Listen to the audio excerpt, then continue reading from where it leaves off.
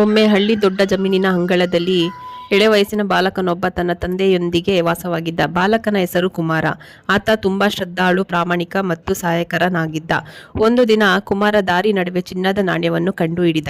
ಅವನು ಸಂತೋಷದಿಂದ ಅದನ್ನು ಎತ್ತಿಕೊಂಡು ಯೋಚಿಸಲು ಆರಂಭಿಸಿದ. ಇದು ಯಾರದೋ ನಾಣ್ಯ, ನಾನು ಇದನ್ನು ನನ್ನ ಬಳಿ ಇಟ್ಟುಕೊಳ್ಳಬಹುದೇ? ಆದರೆ ತಕ್ಷಣವೇ ಅವನ ಮನಸ್ಸು ಆತ್ಮಸಾಕ್ಷಿಯು ಒತ್ತಡಕ್ಕೆ ಒಳಗಾಯಿತು. ಇದು ನನಗೆ ಸೇರಿದುದಲ್ಲ, ಮಾಲೀಕನಿಗೆ ಹಿಂದಿರುಗಿಸಲೇಬೇಕು ಎಂದು ಅವನು ನಿರ್ಧರಿಸಿದ. ಕುಮಾರ ಹಳ್ಳಿಯ ಮುಖ್ಯ ರಸ್ತೆಯಲ್ಲಿ ನಾಣ್ಯವನ್ನು ಕಳೆದುಕೊಂಡವನನ್ನು ಹುಡುಕಲು ತೊಡಗಿದ. ಕೊನೆಗೂ ಹಳ್ಳಿ ಯಜಮಾನ ರಘು ಅವರ ಕಡೆಯಿಂದ ಯಾರೋ ತಮ್ಮ ನಾಣ್ಯವನ್ನು ಕಳೆದುಕೊಂಡಿರುವ ಬಗ್ಗೆ ಮಾತನಾಡುತ್ತಿರುವುದನ್ನು ಕೇಳಿದ. ಕುಮಾರ ಅವರ ಬಳಿ ಹೋಗಿ, ತಾತ, ನೀವು ನಾಣ್ಯವನ್ನು ಕಳೆದುಕೊಂಡಿದ್ದೀರಾ ಎಂದು ಕೇಳಿದ. ರಘು, ಹೌದು ಮಗ, ಅದು ನನ್ನ ಒಂದು ದಿನದ ದುಡಿಮೆ, ಅದನ್ನು ಕಳೆದುಕೊಂಡಿದ್ದೇನೆ ಎಂದು ಬೇಸರವಾಗಿತ್ತು ಎಂದರು.